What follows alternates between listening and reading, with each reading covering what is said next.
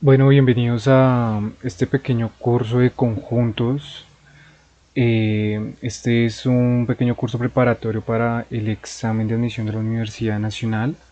La metodología que vamos a utilizar pues es sencilla, es enseñar algo de teoría para tener herramientas necesarias de eh, pues para poder responder las preguntas que allí se nos proponen, ¿no? Entonces digamos que la idea es yo enseñé algunos conceptos matemáticos en la teoría de conjuntos y pues cuando se pueda responder preguntas pues van a ir apareciendo a lo largo del video. Para este caso pues ya como lo mencioné vamos a iniciar con algo de teoría de conjuntos.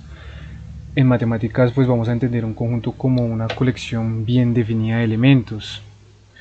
Sin embargo, pues esto es una noción intuitiva porque pues al hacer referencia a colección, al definir colección, pues vamos a tener que hacer uso también de conjuntos y pues nos vamos a quedar en un círculo donde no vamos a poder definir en sí qué es un conjunto, pero pues sí tenemos nociones intuitivas bastante sólidas y teoría que nos ayuda a entender qué es un conjunto y pues sus propiedades y relaciones y demás. También es algo intuitiva por algunas paradojas como las de Cermero o Russell, que pues fueron grandes matemáticos padres de este estudio, ¿no? Que cómo definimos los conjuntos. La podemos entender como, la podemos definir como extensión, que pues allí vamos a indicar explícitamente todos los elementos del conjunto, o por comprensión, que pues allí vamos a utilizar ya sea una propiedad o una regla que deben cumplir los elementos pues del conjunto a estudiar, ¿sí? ¿Qué sucede?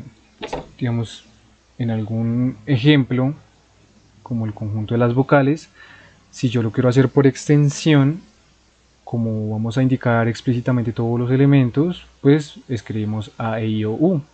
Generalmente los conjuntos se escriben con una letra mayúscula y pues en medio de unas llaves separadas por comas. Y por comprensión, pues ya como tenemos que dar alguna propiedad o regla que deben de cumplir estos elementos, recordemos que esto debe ser una colección bien definida de elementos, pues indicamos sencillamente que son los X, tales que X es una vocal. Digamos que allí ya tenemos bien definido pues cuál es el conjunto de las vocales. De manera general, como lo vemos en el recuadro azul, pues para entender un conjunto por comprensión, pues vamos a saber que es X tal que una condición sobre X. Así como de manera sencilla. Acá pues vamos a ver otro ejemplo, el conjunto de los números impares menores que 10. Tenemos que recordar que esto debe ser, o sea, esto sí tiene que quedar muy claro y es que esto debe estar bien definido, si es una colección bien definida de elementos. Entonces vamos a tener el conjunto de los números impares menores que 10. De allí pues vamos a encontrar el 1, el 3, el 5, el 7 y el 9. Ojo que no nos está diciendo menores o iguales, nos está diciendo que estrictamente menores que 10. Pero pues si ya los quiero por comprensión, pues ya voy a dar una condición sobre ese X. Es decir, son todos los X tales que, esta rayita significa tales que, para el caso de los conjuntos, que X es impar y que X es menor que 10. Noten que pues acá me está diciendo que se deben cumplir dos condiciones, tanto que es impar y que debe ser menor que 10.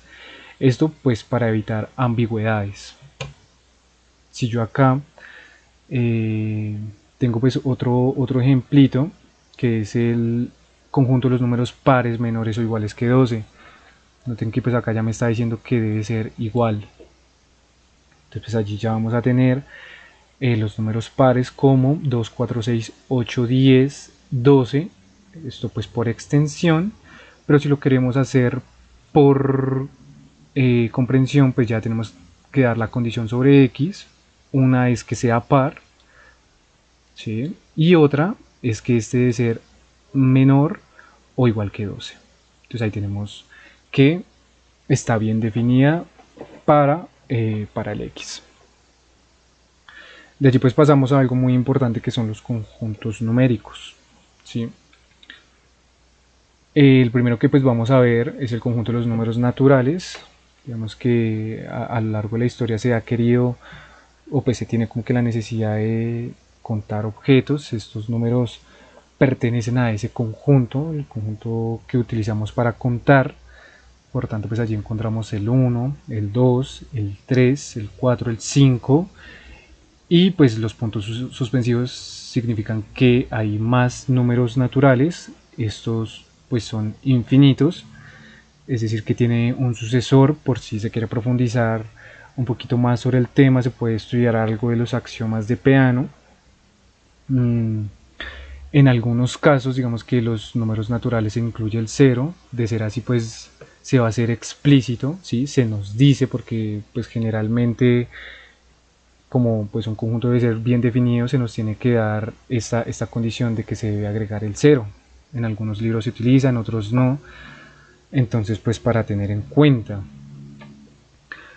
Para el conjunto de los números naturales hay que entender que esté cerrado para la suma y el producto. ¿Qué quiere decir? Que si yo opero dos números naturales bajo la suma, pues el número resultante es un número natural. Este ejemplo pues también aplica para el producto. Si yo tomo dos números naturales, pues este también es un número natural. Si yo tomo el 1 por 2, el 2 por 3, el 4 por 5, el resultado pues siempre va a ser un número natural. ¿Qué sucede si tomamos la resta? Si yo tomo el 1 menos 2, el resultado es igual a menos 1 y pues este ya no pertenecería al conjunto de los números naturales, ¿sí?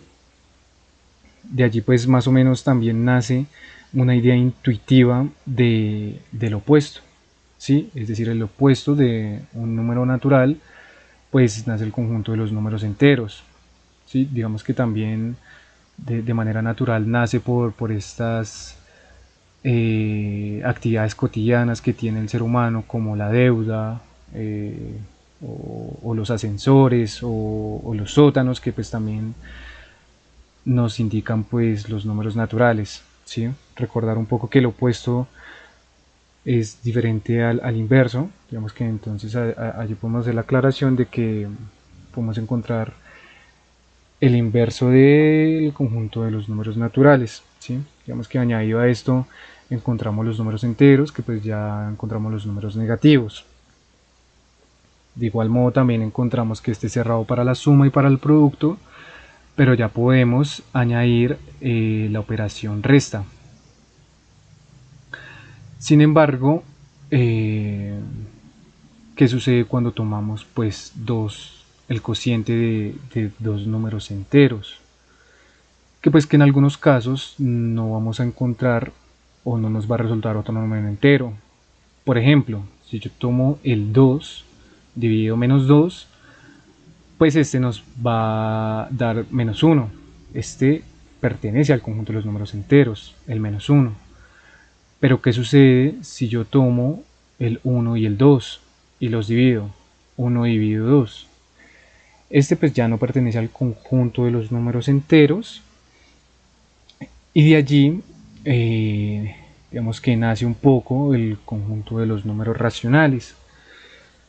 Que pues cómo vamos a entender un número racional, pues sencillamente un número que podemos expresar como una fracción.